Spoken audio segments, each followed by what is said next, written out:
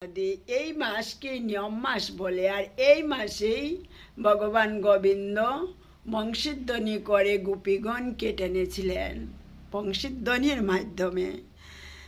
বংশীধ্বনি ধ্বনি শোনা মাত্রে গোপীরা এক গোপী আরেক গোপীগণকে বলছেন, হে সখীগণ, যে সমস্ত চক্ষু নন্দ মহারাজের দুই পুত্রের সুন্দর মুখমণ্ডল দর্শন করে তারা নিঃসন্দেহে ধন্য, কারণ এই দুই পুত্র তাদের সখাদের দ্বারা পরিবেষ্টিত হয়ে তাদের সম্মুখে গাভীদের চালনা করে বনে প্রবেশ করেন।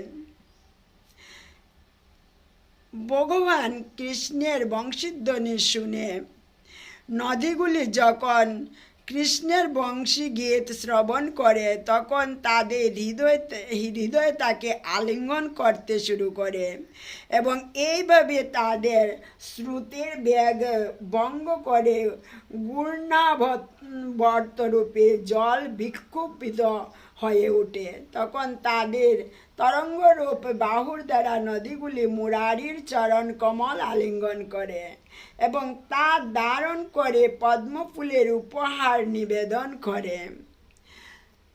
দেখেন, বংশীধ্বনি শোনা মাত্র নদীগুলাও নিঃশব্দে তাদের গতি পরিবর্তন করে মনের মধ্যে ভগবানকে আলিঙ্গন করতে লাগলেন। বৃক্ষগুলাও বংশীধ্বনি শুনে মনের মধ্যে ভগবানকে আলিঙ্গন করার আকাঙ্ক্ষা করছেন। এটাই হলো প্রেম।